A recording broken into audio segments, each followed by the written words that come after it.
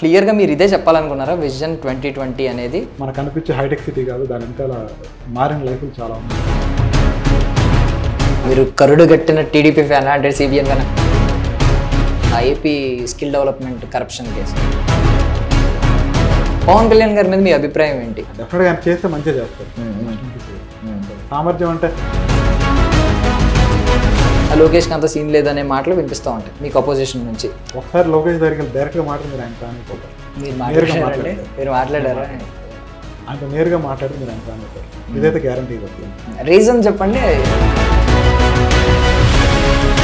చంద్రబాబు నాయుడు గారి తర్వాత మళ్ళీ సీఎం అభ్యర్థి అవ్వాలంటే వాళ్ళ ఫ్యామిలీ నుంచి ఎన్టీఆర్ గారే రావాలి అని చాలామంది అంటారు. పర్సనల్ క్యాపిటల్ ఒకటి ఎవరు ఆపగలుగుతారు? ఎవరు ఆపిన ఆపలేదు. మన గవర్నమెంట్ ఏ పార్టీ అనేది మీకు తెలుసు. దాని మేనిఫెస్టోలో ఎప్పుడు ఇవే కనిపిస్తుంది. బీసీకింత వాళ్ళకింత, సో రైతులకింత, రుణమాఫీ, ఇవే కనిపించినాయి నాకు. ఉద్యోగాల సృష్టి గురించి నాకు ఎక్కడ కనిపించలేదు. ఆకలితో ఉండేవాడు కూడా ఆకలి తీర్చాలి.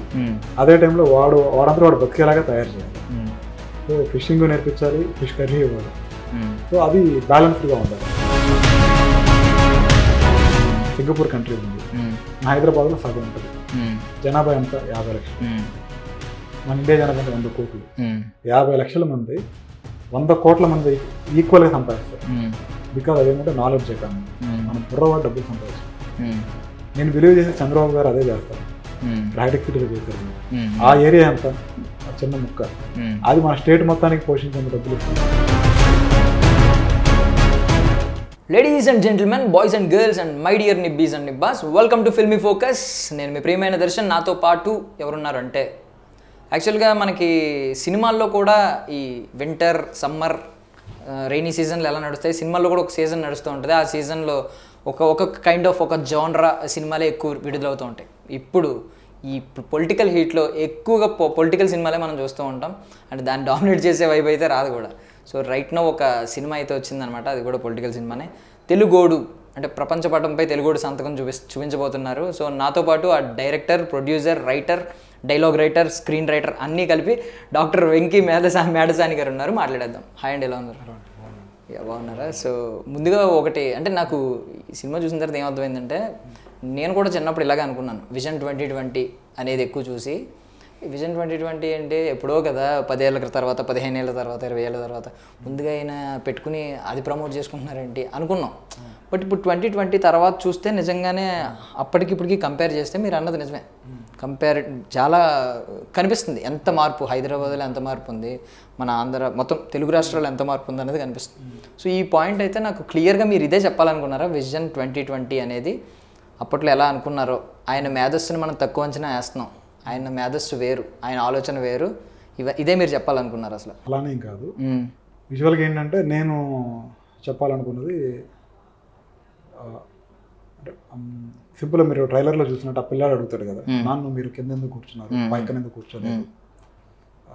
మనకు స్వతంత్రం వచ్చి 60 ఏళ్ళైనా మనం ఇంకా ఊరి చివరే బతుకుతా ఉన్నాం. సో అది నాకు కొంచెం మైండ్లో తిరుగుతూ ఉండేది, వై ఇలా అనేసి. దానికి సొల్యూషన్ ఏంటి అనేది, మనం స్వతంత్రం వచ్చిన దగ్గర నుంచి మనం బెనిఫిట్స్ ఇస్తున్నాం కానీ ఎవరి లైఫ్లో ఏం మారలేదు. కానీ ఆ డిస్పారిటీస్ ఆశ్చర్యకరంగా ఒకరోజు అనుకుంటే అనిపించింది, మనం ఇప్పుడు ఇక్కడ అందరం కలిసి బతుకుతున్నాం, మనం ఎలాంటి విభేదాలు లేవు ఒకరికొకరు. అంటే ఊర్లో కూలోడు కొడుకైనా, పనుడు ఓనర్ కొడుకైనా సరే ఇక్కడికి వచ్చేసరికి మాత్రం ఒకే కంపెనీలో పని చేసుకుంటారు. ఇంకా వాళ్ళు కొంతమంది అక్కడ పని వాళ్ళ కొడుకు ఇక్కడ టీమ్ లీడర్గా ఉన్నా వాళ్ళ కింద ఓనర్ కొడుకైనా పని చేయాల్సింది. సో ఈ మార్పు సొసైటీలో వచ్చిన ఈ చేంజ్ అనేది బెనిఫిట్స్ వల్ల రాలేదు, అభివృద్ధి వల్ల వచ్చింది. సో నాకు ఆ పాయింట్ నన్ను బాగా కనెక్ట్ చేసింది. అంటే మనం ఇచ్చే చిన్న చిన్న బెనిఫిట్స్ మార్చలేనిది ఒక అభివృద్ధి అనేది అద్భుతాలు చేయగలదు, సొసైటీని మార్చగలదు, అందరిని ఒక్కటి చేయగలదు అనే పాయింట్ నాకు నచ్చింది. సో మనకు అనిపించే హైటెక్ సిటీ కాదు, దాని వెనకాల మారిన లైఫ్లు చాలా ఉన్నాయి అనే పాయింట్ ఒకటి చెప్పాలనుకున్నాను. ఓకే. రెండో పాయింట్ ఏంటంటే, ఇప్పుడు సపోజ్ మనం స్టీవ్ జాబ్స్ చూసాం అనుకుంటే, అదే జుకర్బర్గ్ చూసాం అనుకుంటే, వాళ్ళు ఐఫోన్ లాంచ్ చేసినప్పుడు నీట్గా డయాస్ మీదకి వెళ్ళి లాంచ్ చేస్తా బాగా అనిపిస్తారు. కానీ దాని వెనకాల వాళ్ళు ఎంత ఇంట్లో గొడవలు పడి ఉంటారు, నిద్రలేని రాత్రులు గడుపుంటారు, స్ట్రెస్ అయి ఉంటారు, డిసప్పాయింట్ అయి ఉంటారు, మల్టిపుల్ మూమెంట్స్ ఉంటాయి. సో అలా మన చంద్రబాబు గారు అంటే ముందు ఈ హైటెక్ సిటీ క్లీన్గానే కనపడి ఉంటారు, కానీ వెనకాల ఆయన దాన్ని చేయడానికి ఎంత తప్పని పడి ఉంటారు. సో రీసెంట్గా ఒక సినిమా వచ్చింది, ఆకాశవాణి హత్తురా అని. దాంట్లో డైలాగ్ ఉంటుంది, జేబులో 1000 రూపాయలు కూడా లేకుండా ఫ్లైట్ కంపెనీ పెడతాను ఒకటి బయలుదేరితే వారి నుంచి సమాజం ప్రపంచమే నవ్విందంట అని. నాకు చంద్రబాబు గారికి అది కూడా అలాగే అనిపించింది. 20 ఏళ్ల క్రితం మన ఎవరు కంప్యూటర్ కూడా సరిగా తెలియదు. నా చిన్నప్పుడు కంప్యూటర్ నేర్పబడును, కీబోర్డ్ ఇలాంటి బోర్డులు పెట్టుండేవారు. అంటే కంప్యూటర్ కూడా తెలియని జనాలతోటి నేను కంప్యూటర్ విప్లవం సృష్టిస్తాను బయలుదేరాడా సో అని అనిపించింది అనమాట. సో అలాంటి ప్లేస్కి వాళ్ళంతా గుర్తింపు వచ్చేలా ఎలా చేయగలిగాడు. సో ఆ కథ నాకు చాలా రిలేటెడ్గా అనిపించింది. ఆయన అంత తపన పడి ఉంటారు, ఆ తపన్ని లైవ్గా ఎక్స్పీరియన్స్ అయితే ఎలా ఉంటుంది అనే దాని నుంచి పుట్టింది ఈ కథ. సో మీరు కరుడు గట్టిన టీడీపీ ఫ్యానా అంటే సిపిఎం ఫ్యానా? మా భాష ఏంటంటే హార్డ్ కోర్ ఫ్యానా అని. అంతే అంటారు.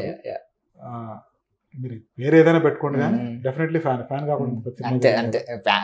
ఫ్యాన్స్ జనరల్ గా ట్విట్టర్ లోకి వచ్చి మహా ఐదు గొడవలు కమెంట్స్ పెడతారు, అవసరమైతే ఇంకొకటి తిడతారు, అంతవరకు చూస్తాం. కానీ ఇది బాగా కరుడుగడ్డ, అందుకే అన్నాను అనమాట సినిమా తీసి రిలీజ్ చేయడం అనేది. అంటే ఇక్కడ ఒకటి ఉంది, అభిమానించడం వేరు, తిట్టడం వేరు. కానీ మన అభిమానం నలుగురు మీద రుద్దాలనుకోవడం వేరు. నేను రుద్దాలనుకోవట్లేదు, థిన్ లైన్ డిఫరెన్స్. ఇప్పుడు మనకు అభిమానం ఉంటే మన అభిమానం నలుగురు మీద రుద్దాల్సిన అవసరం లేదు. సో ఇది చాలా హానెస్ట్ అటెంప్ట్. కథగా చెప్పేటప్పుడు నిజంగా ఆ కథకి సినిమాగా ఆడియన్స్ చూసేంత విషయం ఉందా లేదా. సపోజ్ నువ్వంటే నాకు ఇష్టం ఉంది అనుకో, నీకోసం నేను జేబులో డబ్బులు తీసి విసిరేసుకోలేను కదా. చంద్రబాబు గారు నాకు అభిమానం ఉంది అనుకో, సపోజ్ నేను so that is not related. ఇది దానికి సంబంధం లేదు. అభిమానం వేరు, ఇంట్లో డబ్బులు తీసుకెళ్ళి వదిలేస్తారు, అది సంబంధం లేదు. ఇది చేయడానికి రీజన్ ఏంటంటే నిజంగా సినిమాకి సరిపడా కథ, ఆడియన్ని 2 గంటలు కూర్చోబెట్టగలిగిన కథ, ఆ ఎలిమెంట్స్ అన్నీ ఉన్నాయి. ఆ కథ నేను చేయగలను చేశాను. దానికి అభిమానానికి సంబంధం లేదు. సో ఇప్పుడు ఇది ఏ కైండ్ ఆఫ్ సినిమా అనుకోవాలి మేము? బేస్డ్ ఆన్ రియల్ ఈవెంట్స్ అలాగా, లేదు ఒక రియల్గా జరిగిన ఇన్సిడెంట్ని నేను మీకు కళ్ళకు చూపించబోతున్నాను ఈ టైపా, లేదంటే కొంచెం ఫిక్షన్ యాడ్ అయ్యిందా, ఎలా తీసుకోవాలి మేము? అంటే ఖచ్చితంగా ఇది అంటే రియల్గా అంటే అందులో చూపించిన పాత్రలే నేమ్స్ నేను లైవ్గా చూడలేదు, కానీ అలాంటివి మనం చాలా కథలు చూసాం. సో దానివల్ల వచ్చిన మార్పు అనేది మన రెగ్యులర్గా లైఫ్లో చూస్తూనే ఉన్నాం. మనం ఇక్కడ ఎందుకు ఉన్నాం, మీ ఊర్లో ఉండాల్సిన ఇక్కడ ఎందుకు వచ్చుంటాను, నేను ఎందుకు వచ్చున్నాను, బికాస్ ఆఫ్ ఇక్కడ ఆపర్చునిటీస్ ఉండబట్టాయి కదా. సో డెఫినెట్గా మనకు రియల్గా కళ్ళ ముందు జరిగిన కథే. అందులో నేను కొంతమంది క్యారెక్టర్స్ని తీసుకుని నా విధమైన మోడల్ తయారు చేశాను. ఇప్పుడు నిజంగానే మీరు అన్నట్టు హైదరాబాద్ ఎంత అభివృద్ధి చెందకపోతే మనందరం ఇక్కడ ఉన్నాం. అభివృద్ధి ఎక్కడ పడింది, కేసీఆర్ గారు వచ్చిన తర్వాత పడిందా, తెలంగాణ రాష్ట్రం విడిపోయిన తర్వాత పడిందా, అందరికీ తెలుసు. ఇప్పుడు తెలంగాణ విడిపోకముందే హైదరాబాద్కి ఒక పేరు ఉంది కాబట్టి హైదరాబాద్ ఉమ్మడి రాజధాని కింద ఉండాలని కొట్టుకున్నారు మళ్ళీ.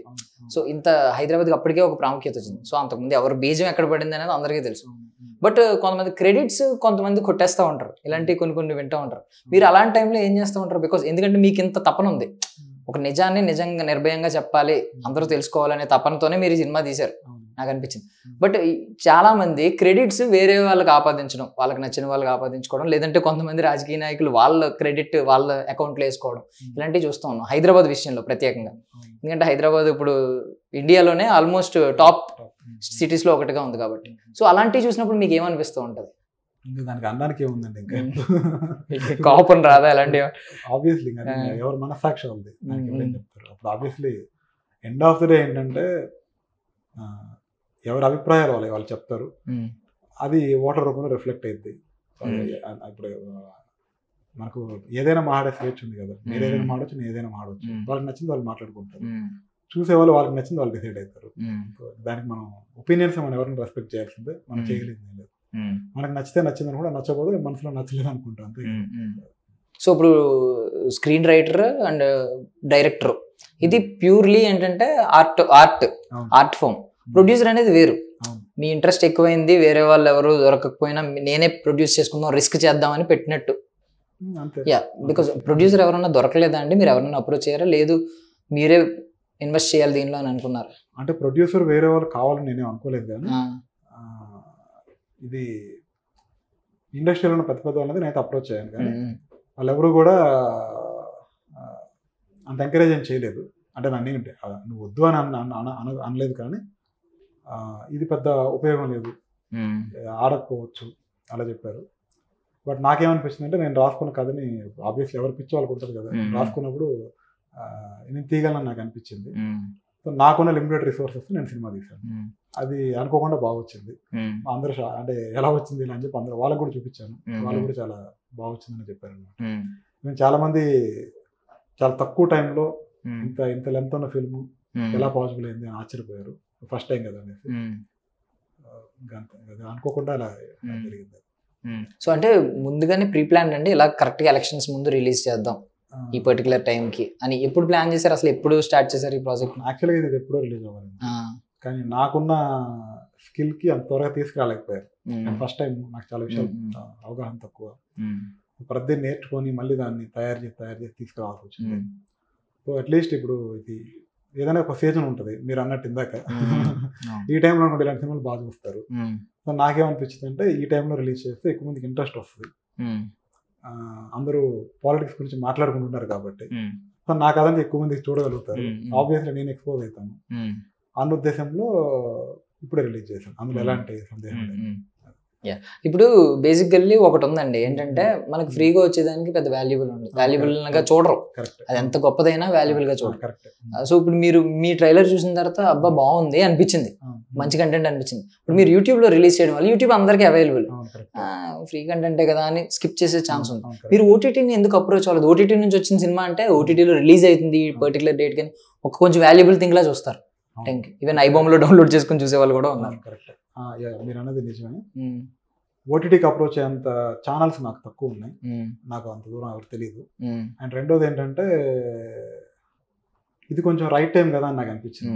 ఈ టైంలో రిలీజ్ చేస్తే ఎక్కువ మంది రీచ్ అయ్యేది అనిపించింది. ఎండ్ ఆఫ్ ద డే నేను తీసిన పర్పస్ అయితే నా టాలెంట్ నేను షోకేస్ చేసుకోవాలనిపించింది.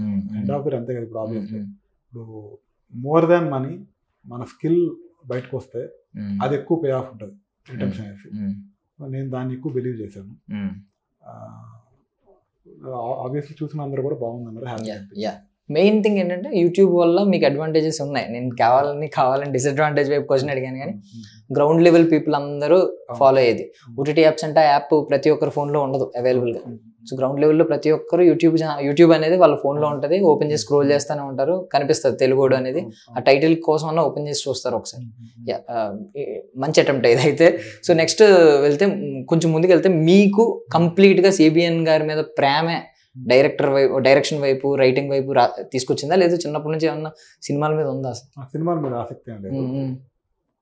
సిబిఎన్ గారి మీద ప్రేమ కంటే కూడా ఈ కంటెంట్ వల్ల సిబిఎన్ గారి మీద ఉన్న అభిమానంతో మెయిన్గా తీయడం, అది ఎలాంటి డౌట్ లేదు. దాంతో పాటుగా ఈ కథ నాకు బాగా నచ్చింది. అంటే ఎలా పుట్టుకొచ్చిందండి కథ?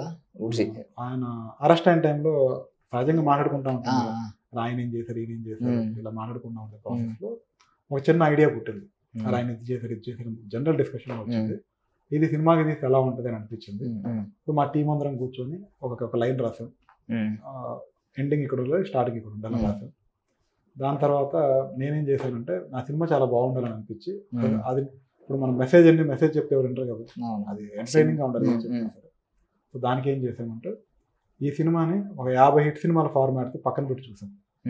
పైనుంచి కిందాక రాసి మొత్తం ఏ సినిమాకి సరిపడిన విధంగా ఎమోషనల్ ఆర్క్ కానీ వన్ లైన్ కానీ, దాని తర్వాత ఇంట్రెస్టింగ్ ఎలిమెంట్స్ అప్పులు ఇవన్నీ కానీ ఎమోషన్ కానీ ఎక్కడ తగ్గకుండా చూసుకున్నాం. సో అవన్నీ చూసినప్పుడు నాకు ఇది చాలా గొప్ప కథలా అనిపించింది. మీరు సినిమా చూడండి మీకు అర్థమవుతుంది. నాకు చాలా గొప్పగా అనిపించింది. ఇంకా అప్పటి నుంచి నిద్ర పట్టలేదు. సో ఇంత మంచి కథ మనకు వచ్చింది, తీగల క్లారిటీ ఉంది, సో తీసేస్తే పోతుంది కదా కానీ మొదలు పెట్టాం అనమాట. సో ఇప్పుడు మీరు కంపేర్ చేశారన్నారు ఒక 50 ఫిల్మ్స్, అవి ఏ టైం పీరియడ్ లో ఫిల్మ్స్ ఒకసారి చెప్పగలరా? అంటే ఇవే రీసెంట్ గా వచ్చింది. ఫస్ట్ అయితే నాకు ఆకాశం నిహద్ర అనే కథ ఇన్స్పిరేషన్. దాని తర్వాత బ్యూటిఫుల్ మైండ్ అని హాలీవుడ్ మూవీ ఒకటి ఉంటుంది. దాంట్లో కూడా నాకు అంటే ఆకాశం నిహద్ర కథలో సూర్య ఎంత తపన ఉంటాడు అంటే ఒక ఏమి లేని ఒక ఆయనకు పెయిన్ఫుల్ స్టోరీ ఉంటుంది, ఏదో సాధించాలని తపన పడుతూ ఉంటాడు. బ్యూటిఫుల్ మైండ్ ఒక సినిమా ఉంటుంది, అందులో అతను ఒక సైంటిస్ట్ ఎర్లీ ఏజ్ లో ఒక థీసిస్ ప్రిపేర్ చేస్తాడు. ముసలోడు అయిపోయిన తర్వాత నొదులు రోజు వస్తుంది. ఈ మధ్యలో అతను పిచ్చోడు అవుతాడు, మెంటల్ గా హాల్యూసినేషన్స్లోకి వెళ్తాడు, రకరకాల ప్రాబ్లమ్స్ గురవుతాడు. అంటే మన సినిమాలో చూసిన సక్సెస్ ఎప్పుడు ఓవర్ నైట్ రాదు కదా, ఈ రోజు మనం చేసింది ఎప్పుడో పే ఆఫ్ అవుతుంది. నాకు చంద్రబాబు నాయుడు కథ కూడా అలాగే అనిపించింది. ఆయన అప్పుడెప్పుడో ఒకటి ఆలోచించారు, ఈ మధ్యలో ఆయన ఓడిపోయాడు, చాలా అవమానాలకు గురయ్యారు, మళ్ళీ బౌన్స్ బ్యాక్ అయ్యారు, అప్పటి నుంచి చాలా వచ్చినాయి, కానీ దాని పే ఆఫ్ మాత్రం మనం అందరం అనుభవిస్తా ఉన్నాం. అంటే దానివల్ల వచ్చిన బెనిఫిట్స్ మాత్రం. సో నాకు ఈ 2 సినిమాలు ఇన్స్పిరేషన్. సో అంత ఇన్స్పిరేషన్ ఈ కథలో ఉంది. సో నాకు తీయాలనిపించి తీసాను. మీరు కంపారిజన్ సినిమాలు కూడా మంచి సినిమాలు యాక్చువల్లీ. అంటే ఇప్పుడు మీకు ఒక్క ఆలోచన రాలేదా? అంటే మీరు అద్భుతమైన కథ, ఎమోషనల్ వర్క్ చాలా బాగుంది అన్నారు. సో ఇలాంటప్పుడు ఒక ప్రాపర్ ప్రొడక్షన్ హౌస్ నుంచి పడిందంటే మీకు బడ్జెట్ విషయంలో కావచ్చు, ఆ టెక్నీషియన్లు మంచి మంచి, అంటే మిమ్మల్ని నేను ఎవరిని తక్కువగా అనట్లేదు, బట్ ఒక అలా బాగా కమర్షియల్ ఫార్మాట్ లో ఉన్న వాళ్ళు వచ్చారనుకోండి, దానికి తెలియకుండానే ఇప్పుడు రాజమౌళి గారు ఎమోషనల్ ఎలివేషన్స్ కి నార్మల్ వ్యక్తుల ఎలివేషన్స్ కి ఎంత తేడా ఉంటుంది. సో అలా వచ్చేది కదా, మీరు ఎందుకు అప్రోచ్ అవడానికి అసలు ట్రై చేయలేదు? పెద్ద ప్రొడక్షన్ అప్రోచ్ అయ్యాను. అంటే ఇప్పుడు మనం ఫస్ట్ టైం ఎవరు నమ్మరు. ఇప్పుడు అఫ్కోర్స్ వాళ్ళ స్టేజ్ లో నేనున్నా నమ్మనేమో వీళ్ళు ఎలా తీస్తారనేది. రెండోది మీరు చెప్పినట్టు పెద్ద ఆర్టిస్ట్ని పెట్టుకోవాలి. పెద్ద ఆర్టిస్ట్ని పెట్టుకుంటే తీసేంత డబ్బులు నా దగ్గర లేవు. నా దగ్గర ఉన్న డబ్బులతో నేను బెటర్ చేయాలి. సో నేను నా కథలో, నా స్టోరీలో కథే హీరో. నా సినిమాలో హీరో చంద్రబాబు గారు. కథ ఎంత పెద్ద రోలో ఆయన వేరే ఇంకెవరు అక్కర్లేదు అనిపించింది. చంద్రబాబు గారిని మించిన బ్రాండ్ ఏముంటుంది? నేను రాసుకున్న కథను మించిన పవర్ ఇంకేం లేదు. సో నేను 2 బిలీవ్ చేశాను. నా రైటింగ్ని బిలీవ్ చేశాను. నాకైతే చాలా నమ్మకం ఉన్నది. డెఫినెట్గా ఇది ఎంగేజ్ చేసే కంటెంట్ అయితే. నేను సెకండ్ థాట్ ఏం పెట్టుకోలేదు. నాకు ఖచ్చితంగా చేయాలని చేశాను. So one more add on, అంటే మీకు ఎవరైనా ఈ సజెషన్ ఇచ్చారా? వాయిస్ మీకు కావాలంటే డబ్బింగ్ ఆర్టిస్టులు చాలా మంది ఉన్నారు, మిమిక్రీ ఆర్టిస్టులు. వాళ్ళు సేమ్ చంద్రబాబు నాయుడు గారి వాయిస్ ని దింపగలరు, డిట్టో దింపగలరు. మీరు ఆ వాయిస్ పెట్టి ట్రై చేయాల్సిందేమో. ముందు నిజానికి ఆ వాయిస్ అనుకున్నాం. అయితే ఇక్కడ ఏమవుతుందంటే, ఇప్పుడు సపోజ్ ఫర్ ఎగ్జాంపుల్ మీరు గమనిస్తే చంద్రబాబు గారి వాయిస్ అంటే జనరల్ మిమిక్రీ ఆర్టిస్టులు ఎంత ఇమిటేట్ చేస్తారు. ఏం తమ్ముళ్ళు రాజశేఖర రెడ్డి గారు అనుకోండి, ఇలా ఇమిటేట్ చేస్తారు అని. ఇట్లా నా సినిమా ఎమోషనల్ కథ. ఆ ఎమోషనల్ కథలు ఇమిటేషన్ పెట్టామనుకోండి, సోల్ దెబ్బతింటది. అది ఆల్రెడీ ట్రై చేసాం, మాకు సాటిస్ఫైయింగ్ అనిపించలేదు. చేసిన పర్సన్ ఇప్పుడు యాత్ర ఉంది, యాత్ర బాగానే ఉంటుంది. సో దాంట్లో మమ్ముట్టి గారు చేసిన రాజశేఖర రెడ్డి గారిలో ఇమిటేట్ ఏం చేయాలి, ఆయన అంటే కొద్దిగా నియర్ బై చేసిన ఆయన మాడ్యులేషన్ అని చెప్పారు. ఎమోషన్లో మన ఇమిటేషన్ పెడితే అది కామెడీ అయిపోయింది, స్పూఫ్ లాగా అయిపోయింది. సో అందుకని చెప్పేసి మేము ఈ విధంగా చేసాం. నైస్. సో ఇప్పుడు మీ ఎమోషన్ నాకు మీరు చెప్పారు కదా, ఏ పర్టికులర్ పాయింట్లో ఈ కథ అనేది ఐడియా వచ్చిందని. ఆ AP skill development corruption case. So AP skill development అనేది గొప్ప థింగ్. సీరియస్లీ చెప్పాలంటే ఇప్పుడు నెక్స్ట్ వచ్చిన ప్రభుత్వం కావచ్చు, ఇలా స్కిల్ డెవలప్మెంట్ మీద కాన్సన్ట్రేట్ చేయట్లేదు. మనం జీవితంలో ఇప్పుడు నేర్చుకోవాల్సింది మెయిన్ ఏంటంటే, నిరుద్యోగ భృతి కంటే స్కిల్ని డెవలప్ చేస్తే వాడే బ్రతుకుతాడు బయటికి వెళ్ళి. అంటారు కదా, మీకు రోజుకో చేప ఇచ్చే కంటే చేపలు పట్టుకోవడం నేర్పిస్తే వాడే పట్టుకుని బ్రతుకుతాడని. ఇప్పుడు స్కిల్ డెవలప్మెంట్ అనేది దాని మీద ఎక్కడ ఫోకస్ నేను చూడట్లేదు. కొత్త ఉద్యోగాలను సృష్టించే దిశగా ఎక్కడ కనిపించట్లేదు. అన్ని ఫ్రీగా ఇద్దాం, అకౌంట్లో ఎంత వేస్తాం, ఇదే కనిపిస్తుంది. సో ఇప్పుడు స్కిల్ డెవలప్మెంట్ అనేది ఒక మంచి ప్రయత్నం అవ్వచ్చు, బట్ చాలా పెద్దది వివాదం పడింది. ఆయన అలా ఒక మంచి ముసుగు వేసుకుని వెనకాల ఈయన కరప్షన్ చేశాడు, ఇన్ని 100 కోట్లు దొబ్బేశారు అనేది చాలా పెద్ద బురద జల్లే ప్రయత్నం. మరి దానిలో నిజాలు మీరు ఎక్కడ రీసెర్చ్ చేశారు? అండ్ ఇలాంటిది ఒక మనం అభిమానించే ఒక నాయకుడి మీద ఇలాంటి పెద్ద బురద జల్లారంటే మనకు చాలా బాధేస్తుంది. ఆ టైంలో మీ ఆలోచన విధానం ఎలా ఉంది? అంటే అది రన్నింగ్ ఇన్ ద కోర్ట్ కూడా మనం చెప్పలేము. అయితే ఇక్కడ నా పర్సనల్ ఎక్స్పీరియన్స్, నా ఇన్వాల్వ్మెంట్ ఏంటంటే, మా ఓన్ సిస్టర్ అందులో స్కిల్ డెవలప్మెంట్ ద్వారా మా చెల్లికి జాబ్ వచ్చింది. నేను ఆయన అరెస్ట్ అయినప్పుడు ఆ అమ్మాయి నేను బెనిఫిషియరీ అయిన వీడియో కూడా పెట్టింది. సో మా ఇంట్లో అయితే మాత్రం ఆ స్కిల్ డెవలప్మెంట్ వల్ల బెనిఫిట్ అయితే జరిగింది. నేనైతే బెనిఫిషియరీ, మరి ఫర్దర్ థింగ్స్ అనేవి కోర్ట్ విల్ డిసైడ్, అంతే మనం ఏం చెప్పలేము. సో మీరు కూడా మీ ఫ్యామిలీలో కూడా దాని నుంచి బెనిఫిషియరీ అయితే నిజంగా అక్కడ చదవడం వల్ల జాబ్ వచ్చింది. నేను విత్ నేమ్, ఎక్కడ జాబ్ చేస్తుంది, విత్ వీడియో అప్పుడు పెట్టాను. ఇప్పుడు కరెంట్ పొలిటికల్ మేనిఫెస్టోలు చూసారండి? రెండు చూసారు కదా. జనరల్ గా మాకు సిబిఎన్ గారి మీద ఎప్పటి నుంచో ఒకటి విజనరీ అని ఒక పేరు ఉంది, విజనరీ లీడర్ అనేది. బట్ ఇప్పుడు ఏమైందంటే, మన గవర్నమెంట్ ఏ పార్టీ అనేది మీకు తెలుసు, దాని మేనిఫెస్టోలో ఎప్పుడు ఇవే కనిపిస్తున్నాయి. అంటే ఒక పేరు పెట్టి, పథకం పేరు పెట్టి, అకౌంట్లు ఇన్ని 100, సంవత్సరానికి ఇన్ని 1000, చిన్నపిల్లలకి ఇంత, విద్యాదీవెన ఎంత, అది ఇంత, సో ఈబీసీకి ఇంత, వాళ్ళకింత, సో రైతులకింత, రుణమాఫీ, ఇవే కనిపించినాయి నాకు. ఉద్యోగాల సృష్టి గురించి నాకు ఎక్కడ కనిపించలేదు దానిలో. But at the same time TDP manifesto విషయానికి వచ్చాను, ఇప్పుడు ఎన్డీఏ కూటమి మేనిఫెస్టో విషయానికి వస్తే వీళ్ళ ఎక్కువ శాతం వీళ్ళు అమలు చేసిన పథకాలనే ఇంకా ఎక్కువ ఇస్తామనే పథకాలు కనిపిస్తుంది. ఒకప్పుడు సిబిఎన్ గారు అంటే మేము విజనరీ, చాలా ఏపీ స్కిల్ డెవలప్మెంట్ ఇప్పుడు ఎక్కడ ఉందండి అసలు. ఒకప్పుడు ఆయన ఏ టైంలో ఆలోచించారు, అప్పుడు స్కిల్ అనే పదం కూడా సరిగ్గా తెలియని టైంలో స్కిల్ ముందు నేర్చుకోవాల్సింది ఎడ్యుకేషన్ కాదు స్కిల్ అని చెప్పి ఆయన ఇంట్రడ్యూస్ చేశారు. బట్ ఇప్పుడు ఎందుకు ఇలా ఉన్నాయి పథకాలు? మీరు ఏమన్నా కొంచెం దాంట్లో ఏమన్నా అసంతృప్తి ఉందా మీకు? డెఫినెట్గా ఉంది. అంటే ఇక్కడ 2 things ఉన్నాయి. కడుపు నిండినోడికేమో పథకాలు ఎందుకు అనిపిస్తుంది, కడుపు నిండినోడికేమో మాకు ఆకలి తీరాలి కదా అనిపిస్తుంది మనం వాస్తవాలు మాట్లాడుకుంటే. సో ఇక్కడ ఇందాక నువ్వు చెప్పినట్టు చైనాలో ఒక సెయింగ్ ఉంది, వాడికి చేపల కూర పెట్టే కానీ చేపలు పడడం నేర్పిస్తాం మంచిది కదా. సో అలాంటి సిచ్యువేషన్లో ఏంటంటే వాళ్ళకి ఎలా ఉండాలి అంటే, వాడికి ఆకలి వేస్తుంది, మరి నువ్వు రారా నీకు చేపలు కూడా నేర్పిస్తాను ఎటు కుదిరింది, వాడికి చేపల కూర చేసి పెట్టాలి కదా, ఆకలి తీర్చాలి కదా. వాడికి రోజు నువ్వే వండి పెడుతున్నావు అనుకో, మరి వాడిని నీ మీద ఎప్పుడు నీ మీద డిపెండ్ అయ్యి బతకాల్సి వచ్చింది.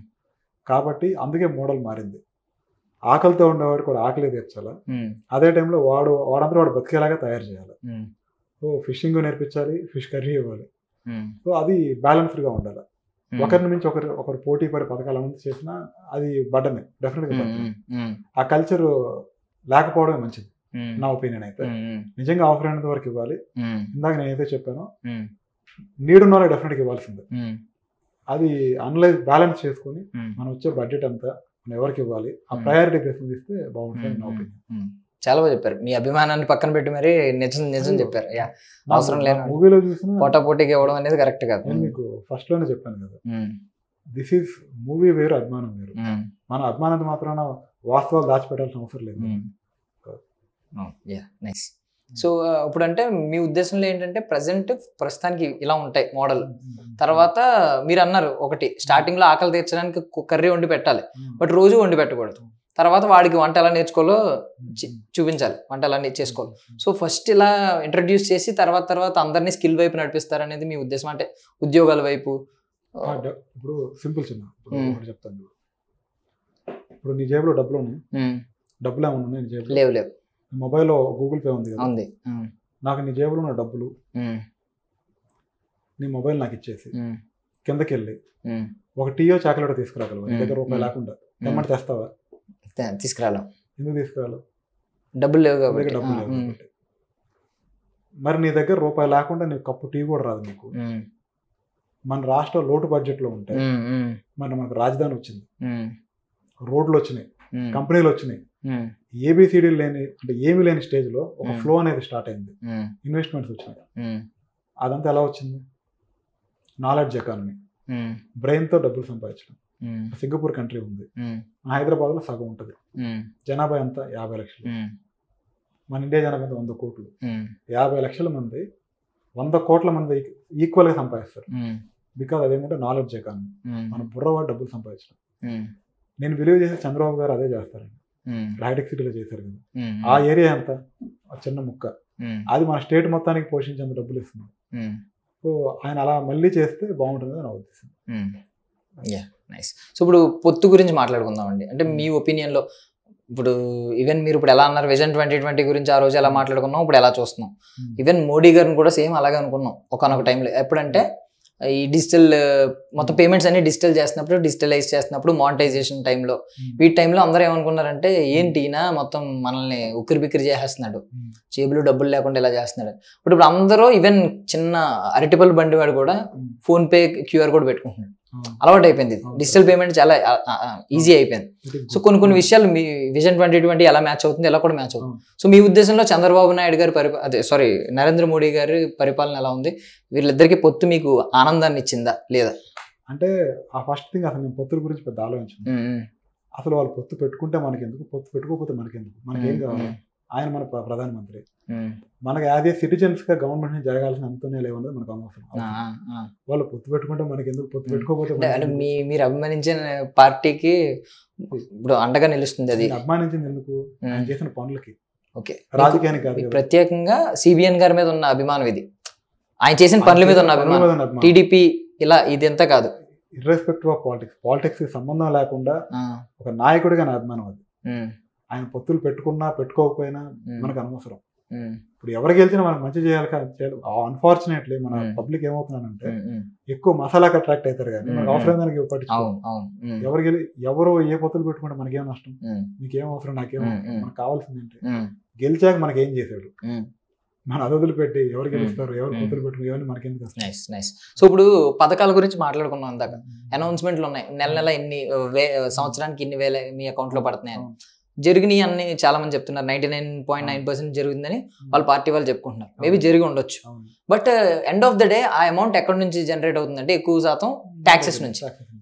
ఇప్పుడు ధరలు ఇప్పటికే పెరిగిపోయి ఉక్కిరిబిక్కిరి అయిపోతున్నాం మనం. ఇప్పుడు ఇలాంటి హామీలు ఇంకా ఇచ్చేస్తూ ఉంటే ఇంకా ధరలు ఎలా పెరుగుతాయి, ఇంకెంత పెరుగుతాయి అసలు?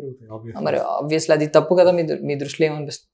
ఖచ్చితంగా. అంటే ఒక ప్రాపర్ అంటే దానికి ఒక సిస్టమేటిక్నెస్ లేకుండా ఏది చేసినా తప్పే. ఇప్పుడు మన ఇల్లే ఉంది, ఇష్టం వచ్చినట్టు ఖర్చు పెట్టేసుకుంటే ఇబ్బందులు పడింది మళ్ళీ మనమే కదా. రాష్ట్రం కూడా ఫ్యామిలీ ఇల్లు లాంటిదే కదా, ఎలా పడితే అలా ఖర్చు పెట్టుకుని మళ్ళీ ఇబ్బందులు వచ్చేది మనకే కదా. డెఫినెట్ గా అది ఏదైనా సిస్టమేటిక్ గానే జరగాలి. సో ఇప్పుడు ఈ రెండు మేనిఫెస్టోల్లో, ఎన్డీఏ కూటమిది కావచ్చు, వైఎస్ఆర్సీపీది కావచ్చు, రెండు మేనిఫెస్టోల్లో మీరు ఉద్యోగాలను సృష్టించే దిశగా కానీ బడ్జెట్ని అదే మనకు బడ్జెట్ పెరిగేలా కానీ ఆదాయం పెరిగేలా కానీ ఏమన్నా చూసారా? ఒక పాయింట్, పర్టికులర్ పాయింట్. చంద్రబాబు గారు ఎక్కువ ఇప్పుడు ఉద్యోగాల కల్పన గురించి మాట్లాడతారు. మేనిఫెస్టోలో ఏమన్నా చూసారా మీరు? ఆయన 20 లక్షల ఉద్యోగాలు తీసుకొస్తామని ఆయన అదైతే ఒకటి ప్రకటించారు. అది నెరవేరిస్తే సంతోషం. ఈవెన్ ఒక మాట అన్నారంటే నిరుద్యోగ భృతి గురించి అందరూ మాట్లాడారు, బట్ ఈయన ఏం చెప్పింది ఏంటంటే నిరుద్యోగ భృతి ఇస్తాం, ముందైతే జాబ్ వచ్చేలా చేస్తాం, ఆ జాబ్ వచ్చే వరకు మాత్రం మేము నిరుద్యోగ భృతి ఇస్తాం. ఎలాంటి పాయింట్ ఏంటంటే కొంచెం అవతల వాడికి కొంచెం భరోసాని ఇస్తుంది అన్నమాట.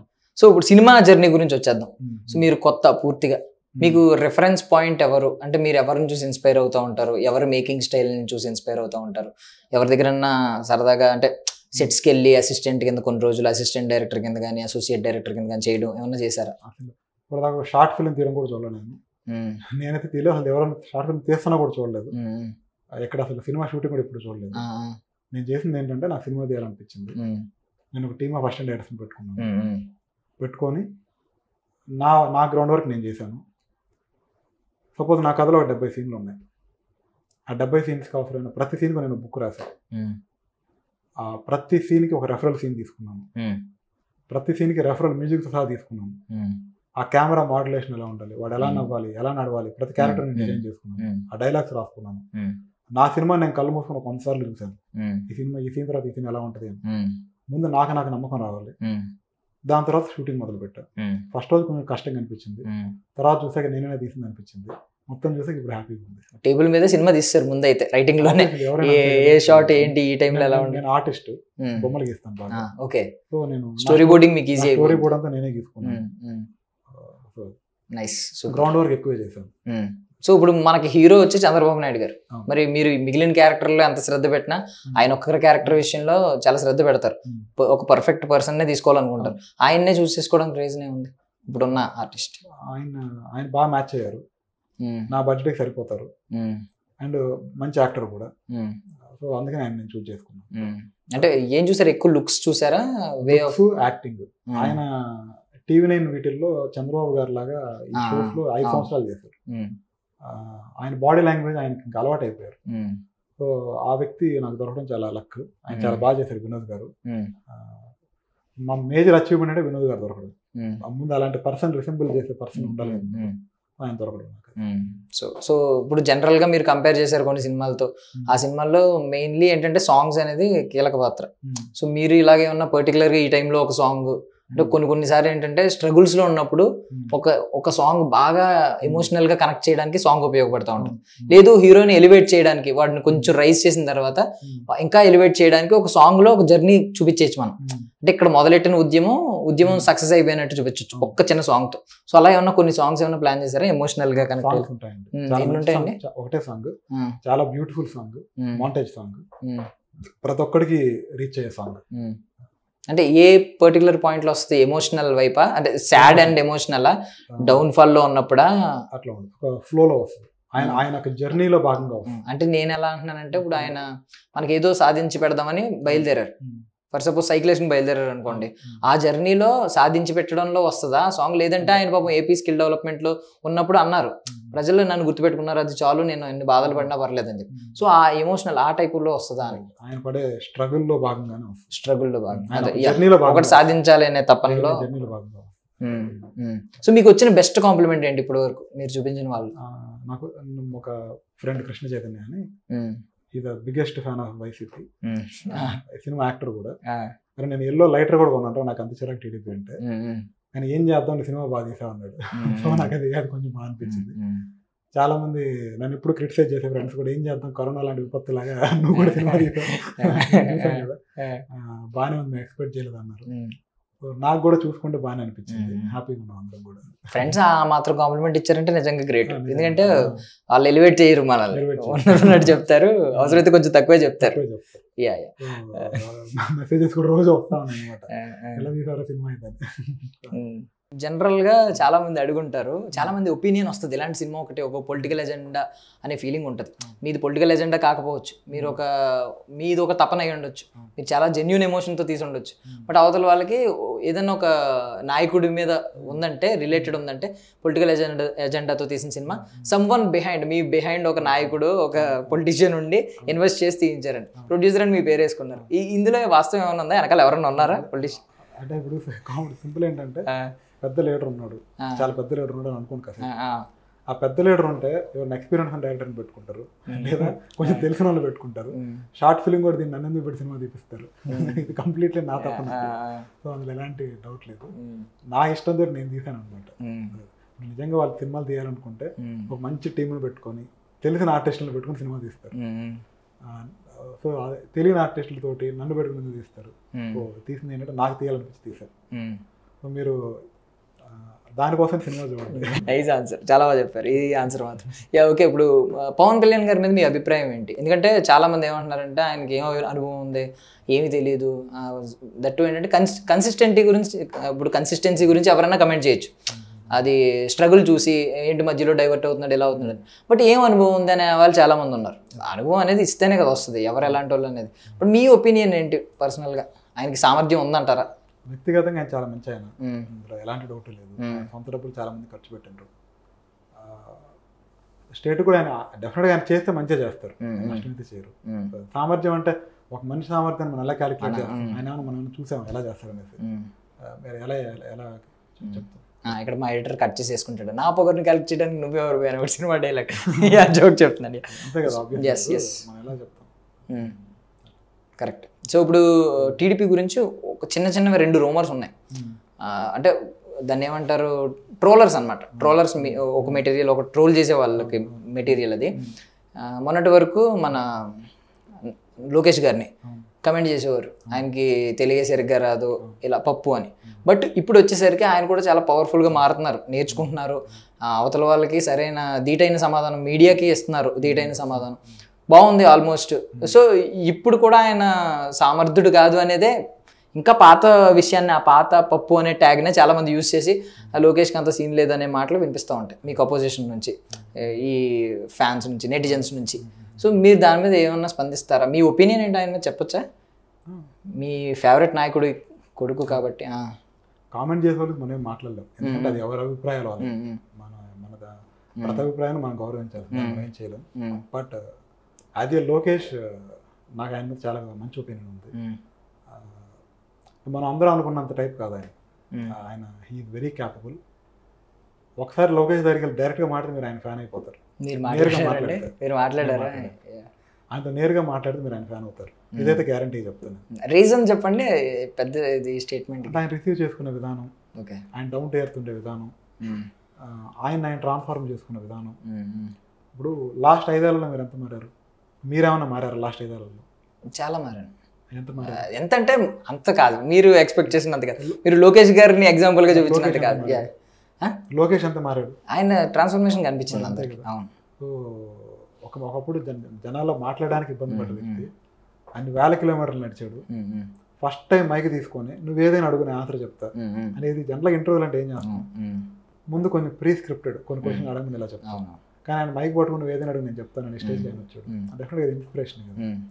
సో నాకైతే క్యాపబుల్. యా ఈవెన్ నేను కూడా అదే కదా మెన్షన్ చేస్తున్నాను మీకు. అంటే సాక్షి ఏమైనా క్వశ్చన్స్ ఉన్నాయా, కొన్ని మెన్షన్ చేసి ఆయన డైరెక్ట్ రిపోర్టర్ని అడుగుతున్నారు. ఆయన ధైర్యం అంటే ఎంత ట్రాన్స్ఫర్మేషన్ ఉంటే ఎంత ధైర్యం పెరుగుతుంది. అంటే ట్రాల్ చేసే వాళ్ళు చేస్తారు, మనమే ఆపలేం కదండి. రెండు పక్కల ఉంటారు, ఇటు చేస్తారు అటు చేస్తారు, దాన్ని ఎవరు ఆపలేరు. But as a leader and as a person Lokesh చాలా మంచి లోకేష్ గారు. So one more thing, Chandrababu Naidu గారి తర్వాత మళ్ళీ సీఎం అభ్యర్థి అవ్వాలంటే వాళ్ళ ఫ్యామిలీ నుంచి ఎన్టీఆర్ గారే రావాలి అని చాలా మంది అంటారు. ఎన్టీఆర్ గారికే సాధ్యం అది అని అంటారు. మీరు దానిపై స్పందిస్తారా? మీరు మీ ఒపీనియన్ చెప్పొచ్చు, you can share your opinion. మీరు మీకున్న అభిమానంతో పెద్ద సినిమానే తీసిన వాళ్ళు ఒక ఒపీనియన్ చెప్పడానికి మీరు అసలు అది సంబంధం లేదు. Yeah no comments.